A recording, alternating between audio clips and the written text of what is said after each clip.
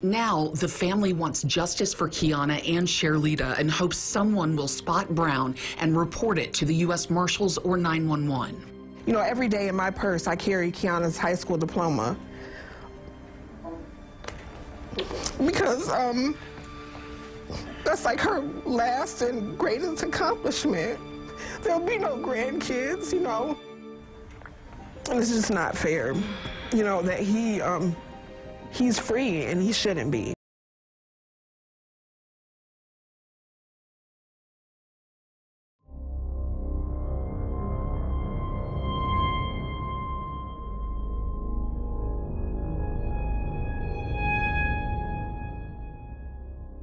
March 13th, 2019, in Grand Rapids, Michigan. A woman by the name of Kiana Griffin calls 911 from inside her home, and she whispers to the dispatcher that she needs help. Let's take a listen.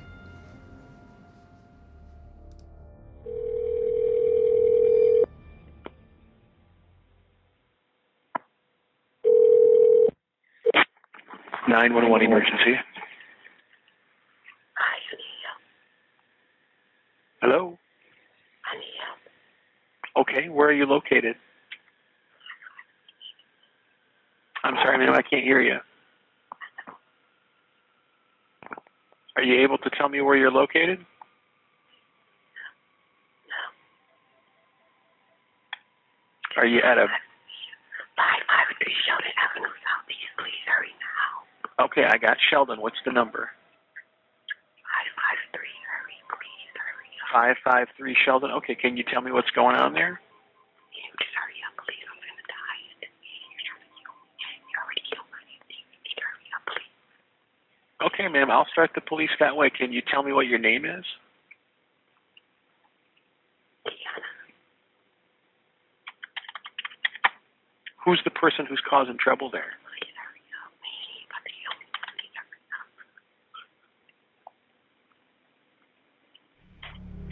up. Okay, I've got a call entered, so we're going to get the police started that way, all right? Can you tell me what room of the house you're in?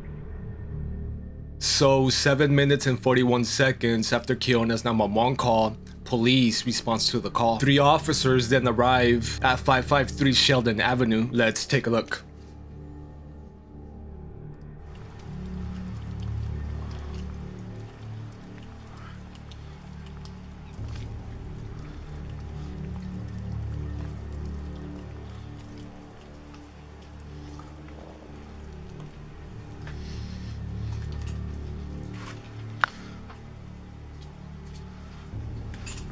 Do they have an apartment number? Guessing it's not that one.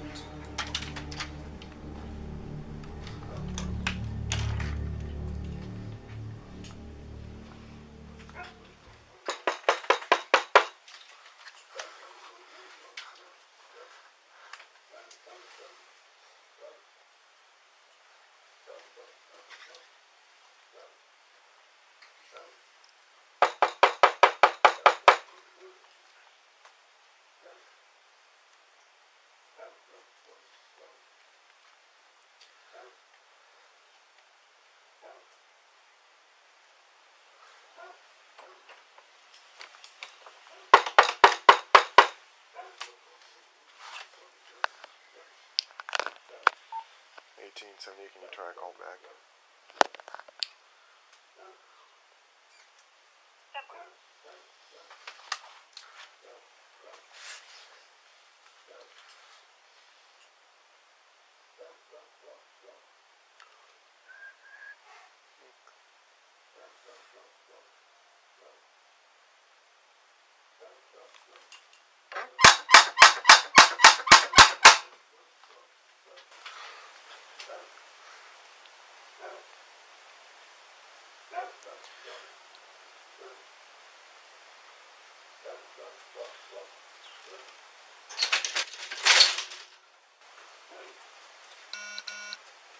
$16.23 and 26.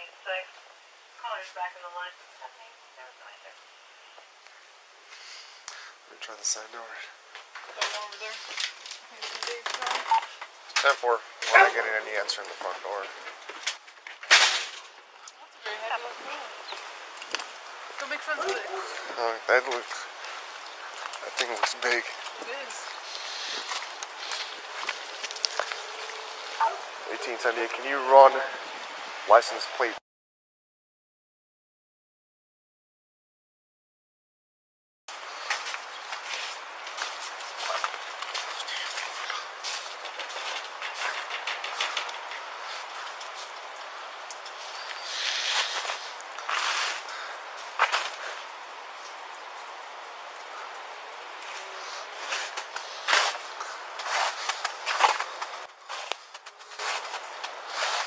Seems like it's empty. You can see it. It looks like a little dining room or something in there. It's empty.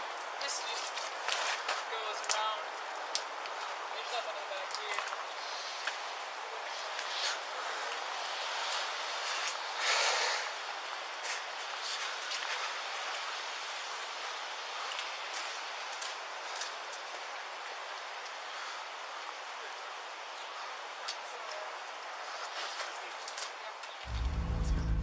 So as you just saw, no one answered the door, and what makes this case so disturbing is that the officers who responded that morning had no way of knowing what was about to happen next. And one of the officers even says when they arrive at the home,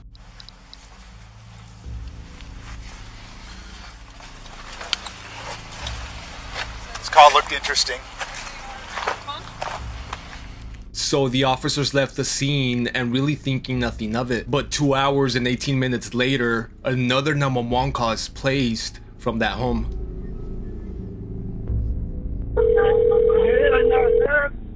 Kiana!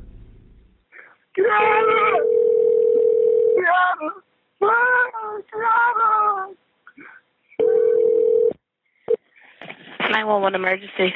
Come to 553 Sheldon. My sister's not moving. What's the address? 553 Sheldon. There's blood everywhere. My sister's not moving. Okay, stand on line. You said shirt? Sheldon. 553 Sheldon. Sheldon. Southeast. It's a yellow house. Please, hurry up. 553 Sheldon Avenue Southeast, so correct? Yes, please. You said she's not breathing. I don't know. She's not moving. I'm holding her head, please. Okay, alrighty. Stand on line with me. I do have fire and police on the way. Stand on line with me. We're going to connect over to medical, okay? Please, please. And you said that there's blood everywhere? There's blood everywhere. Did she cut herself or try to commit suicide? I don't know. She's doing her job and she's patient. Medical Grand Rapids here. I pre-alerted already for 553 Sheldon Avenue Southeast. 553 Sheldon Southeast? Yes. Pre-alert already for a female there not breathing. Caller says she sees a lot of blood. All right. Caller? Oh, please. Ma'am? Oh, my Lord. Ma'am, I have help on the way. I have a few questions. Tell me Is she exactly what back here? happened. Come on. Is she back here? Oh, my God. Ma'am, I need to know what's going on there. Tell me what's going on. Not a man with her brother. I don't know. She's naked. I usually stop over here before I go to work to my granny house, and her friend was over here outside and came in, and I didn't even come upstairs. Her friend did, and she here naked, blood everywhere. Please. Okay. Kiana! All right. How old is she? She's 20. She born in 94. Okay. 94. She's about 20. All right. I need She's to. not moving, Kiana! Ma'am, they're on the way. I need to ask you, is she breathing? Ma'am, is she breathing? I'm not a ma'am. No, I'm her brother. Okay. I don't know. I'm not a doctor. Please come on. They're on their way there. I need to know if she's breathing. Med 1. Like her arms broken. Med 1 acknowledged 911 on. Okay. Well, you can stay on. I'm sorry, what was Oh, You my want to God. stay on. Okay. Where is she bleeding from? I don't know. It just looks somebody stabbed her. Right here. Yeah, somebody stabbed her or something. She's been stabbed? Yes, it's blood everywhere. My little sister is naked. Please come on. Okay. Sir, they're on the way, okay? All right. Is she breathing? No, I don't know. I don't know how to tell. She's not moving. I'm telling her now. She's not moving. Okay. Please. They're on the way there. I need you to tell me now every time she takes a breath in. I need to know if she's breathing. Oh, no, she's not moving. It's like she's not breathing. Everywhere, like she's been bleeding for a long time. Okay. All right, we're going to stage on this one as well. Okay. Please, come on. So like I mentioned earlier in the beginning, the woman who made that first 911 call was 25-year-old Kiona Griffin. Her brother found her lying dead on the floor of an upstairs bedroom. She was shot 4 times, including once in the face. Police also found the second victim, Kiona's aunt, Charletta Bay, lying on her bed under a blanket. It appeared the killer had shot the 47-year-old in the back of the head as she laid watching an iPad. The tablet was actually still playing when police found her. She even had her earbuds still placed in her ears. So who committed these heinous crimes? Well, according to investigators, it was Charletta's boyfriend. The boyfriend had lived in the home for at least 2 years, but the family knew him only as Jay. And family told police that Charletta Bay, whom they described as sweet, trusting, and nurturing, had never been social. Jay was her first real boyfriend, and the couple kept to themselves, spending most of their time in their bedroom. And GRPD Detective Kelly Bray said this: what we were gathering was that most did not care for Jay and did not speak to him often. We were told that Jay did not have a job. He did not use Facebook as far as they knew. They did not know any of his family, and they did not have a phone number for him, noting the family knew only that Jay had gone to jail for failing to pay child support. And one of the other detectives, Amanda Johnson, said, while searching through the crime scene, I found an orange Nike shoebox in the upper shelf in the closet. As I began to go through the items in the box, I found some old jail mail letters to Charletta from a man named Derrell Brown. I read a few of the letters, and in one of them, Derrell tells Charletta that his name is Derrell, but he goes by Jay, and all of the letters were signed Jay. And while detectives continued their investigation, they find a box of ammunition in an alley just blocks away from the home. They also find a white plastic bag next to it. Inside of the bag, they find a 9mm high-point pistol. Tests later matched the pistol to casings found at the crime scene. Detectives also managed to find that serial number for that pistol. They found it inside a box in Charletta's dresser. That pistol was stolen, and it belonged to a woman that Jay was dating just 2 years prior. She also filed a police report saying that Jay was harassing her by text and that he was also very commanding during the relationship. Detectives still don't know why Jay murdered Charletta and Kiona Griffin, and he's also still at large. And right after the murders, he's captured entering the Grand Rapids Children's Museum.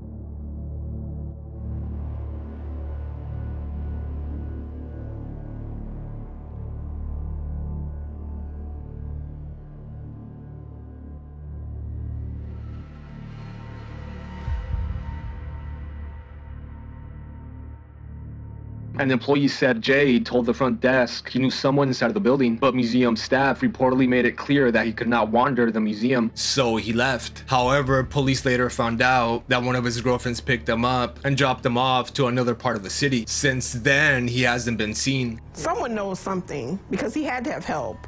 It's not if he gets caught, but when he gets caught. He can't run forever. He is 48-year-old Jarrell Damon Brown, Charletta Bay's live-in boyfriend. And while no one liked that he did not have a job, the family said they saw no sign he was violent.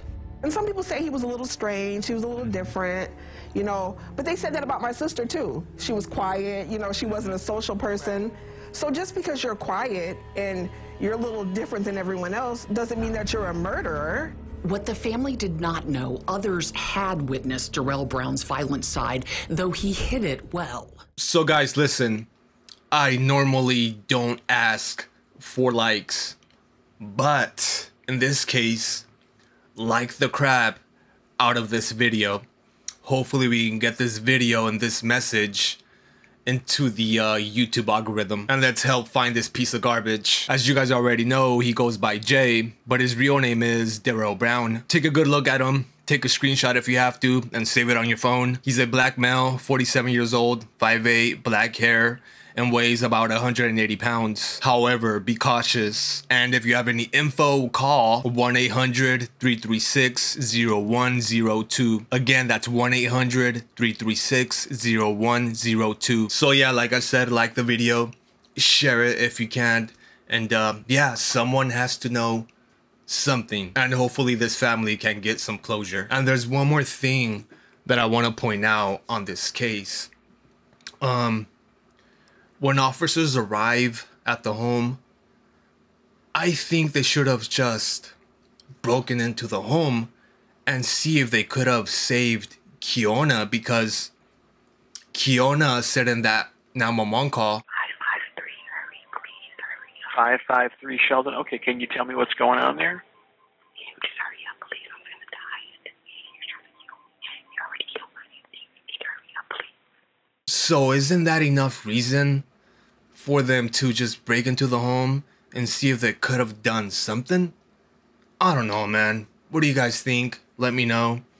But yeah, it sucks what happened. And yeah, hopefully they find this piece of evil human garbage. But yeah, let's move on to the next call.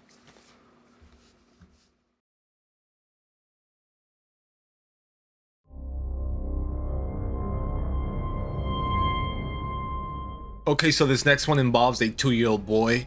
So if you want to click away, that's totally fine. I just thought that I'd give you a warning. Okay, so in May of 2015 in Peoria, Arizona, a woman calls 911 in a panic and urges the dispatcher to send help as soon as possible. Let's find out why. Hey, boy, I'm gonna get dressed. 911, location of the emergency. 8228 West Barney Road. What's going on there? Peoria. My baby nephew got shot in the face with a gun. How long? Can you please send us? When did this happen? How old is the child? The baby's 2 years old. It just right now. It just Who happened did right it? now. Who did it? Went in the bedroom. He did it. The baby The went child in the got the gun bedroom. himself? Yes, ma'am. Can you send someone over? Yeah, we're going to please? send the paramedics on the way. What is your name? Olga. Olga? And what's the phone number you're calling me from, Olga? 623.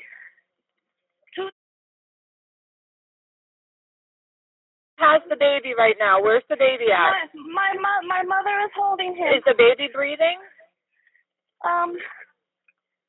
Yes, he's Okay. barely breathing. I want everyone out of the room with the gun, and I'm going to transfer you over to the paramedics, okay? I want everyone to stay away from the gun and leave the gun alone while I get you to the paramedics so they can give you some pre-arrival instructions, okay? 1 second, Olga. All right, thank you.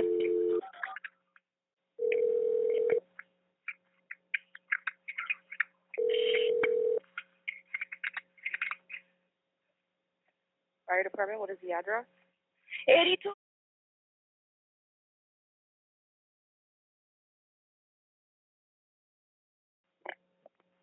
the house? Yes. What is the emergency?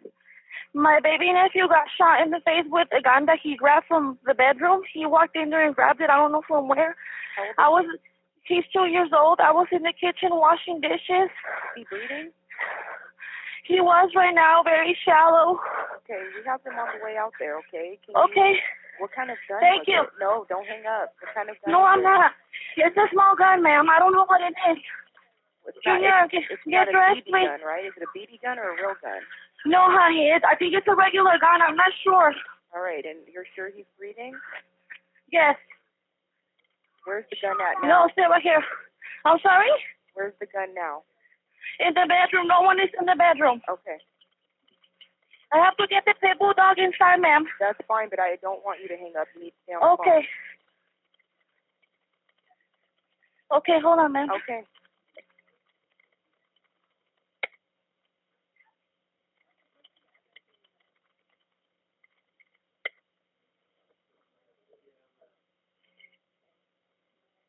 Baba! Hold on. Baba, come on. Baba. Oh. Wait. Come on. Give me 1 second, please. Hold on in the room. Baba! Come on.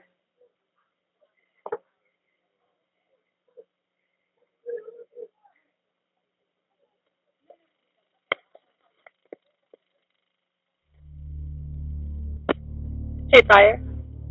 Yes. We have officers on scene. I'm going to disconnect if that's okay.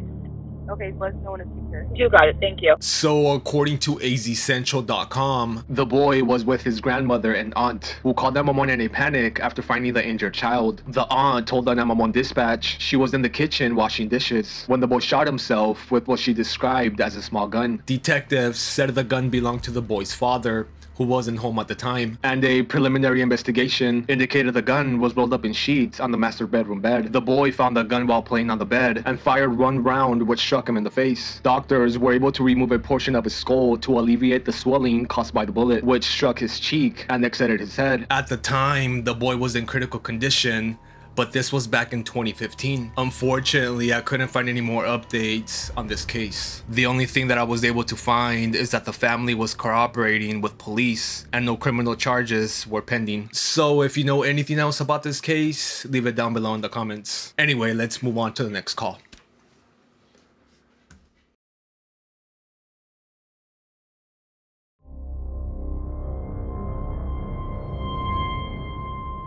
February 12, 2013 in Owings Mills, Maryland. A Baltimore City police officer who's been with the force for 16 years calls 911, and you won't believe why.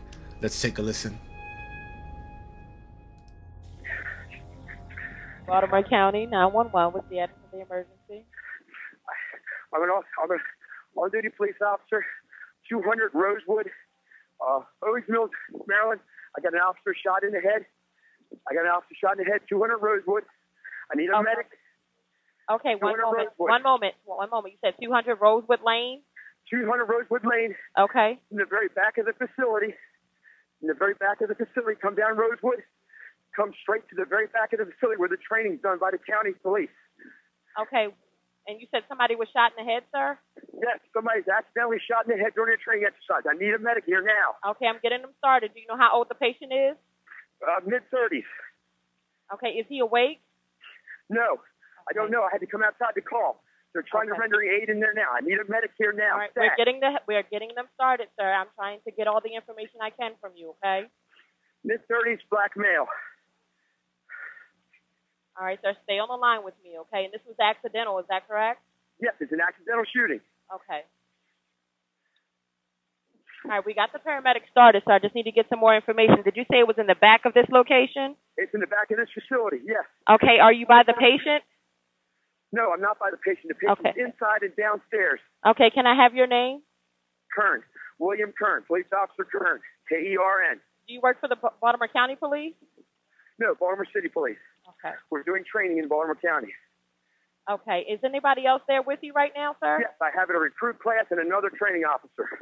Okay, we do have the help already started, so I'm just getting more information, okay? Stay on the line with me. Do you want me to drive to the front of this facility and get them to drive them back here? Wherever the patient is, I want you to leave him there. He's in the rear of the Rosewood Lane, correct? 200 Rosewood Lane. He's inside the facility, yes. All right, give me one moment to update them with this information.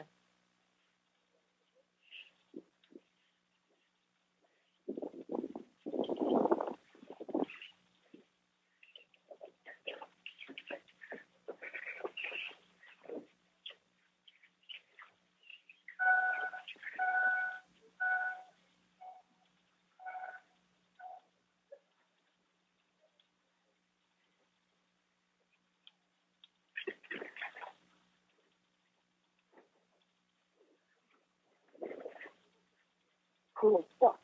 Oh, fuck. Shit. And, sir, where's the rest of the training class? I'm getting the help started now. Where's the what started? The rest of the training class. Is anybody else injured at all? No, nobody else is injured. Okay. I'm driving a marked patrol unit to the front of the facility to guide the ambo back here. Okay. I'm letting them know that right now. One moment.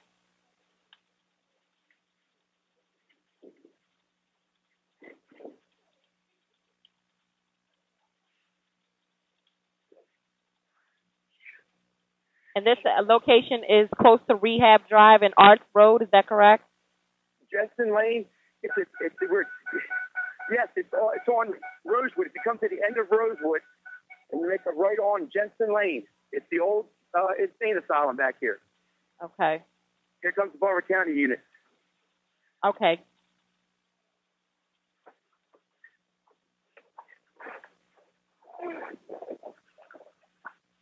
We're good. It's an accidental discharge, but I got a recruit shot in the head. It's very back of the facility. If you follow this road around, You get to the right of that building, you go straight, you'll see us on the right-hand side. He's in the basement. We're trying to do the best we can. I'm trying to bring the ambo back there. I got a Baltimore County unit here. It's an accidental shooting. Okay. All right. I'm letting them know that as well. The officers are there, sir? Yes, I got Baltimore County officers here. Okay. All right. Well, you can go ahead and disconnect with me and talk with them. I'm going to go ahead and update them with the rest of the information. Thank you. All right. So according to investigators, William Kern, a 16-year veteran of the force, accidentally fired a real weapon instead of his practice weapon during a training exercise. The police recruit who he shot was Raymond Gray. Gray was left with brain damage, blinded in one eye, and requires 24/7 care. On the site of the old Rosewood Center in Owings Mills, city police were using it as a temporary training site. On the day in question, Raymond Gray, a recruit with the University of Maryland Police, was shot in the head by Baltimore Police instructor William Scott Kern. Kern was supposed to be using a training gun that fired paintballs. Instead, he used his actual service weapon. Gray was left with brain damage, he is blind in one eye, and requires 24/7 care. And 6 years later, on October of 2019, the city fought the case in court. A federal appeals court suggested a jury might find in favor of Gray and ruled the case might not be subject to a cap on damages. In that opinion, the court wrote, there is ample evidence on which a jury may find that William Kern intentionally shot Gray for the purpose of injuring him, that Kern acted in ill will, improper motivation, and actual malice. So the two sides settled the lawsuit. Raymond Gray is said to receive an $8 million settlement. And what happened to William Kern? He was sentenced by a judge to 18 months in jail, with all but 60 days of that suspended. The city fought the case in court, but 2 years ago, a federal appeals court suggested a jury might find in favor of Gray and ruled the case might not be subject to a cap on damages. In that opinion, the court wrote, there's ample evidence on which a jury may find that Kern intentionally shot Gray with the live service weapon for the purpose of injuring him, i.e., that Kern acted with ill will, improper motivation, and actual malice. The two sides settled the case earlier this month. The $8 million settlement is on the agenda tomorrow for the city's Board of Estimates. Then Officer Kern was convicted of reckless endangerment. So there you have it. That's the video. Thank you all so much for watching. And like I said, like the video. It only takes like a second. And someone has to know something. Someone has to know the whereabouts of Derrell Brown. He's been on the run for like 2 years now. And yeah, let's help this family who's really suffering, and hopefully they can get some closure. But yeah, what this man did is just, you know, so evil, man. But again, thank you for watching. And if you're a member of the channel and or a patron, thank you so much. I really do appreciate you and love you so much. It really does help, because a lot of the times some of my videos do get demonetized, which really sucks. You put in a lot of work and all this time, and they get demonetized. But again, thank you. I really do appreciate it. I cannot express it enough. It really means the world to me. But yeah, again, thank you. I sound like a broken record. I'm gonna shut up now, but thank you. Love you. Take care. Be safe. Take care of yourselves, and yeah, see you all soon.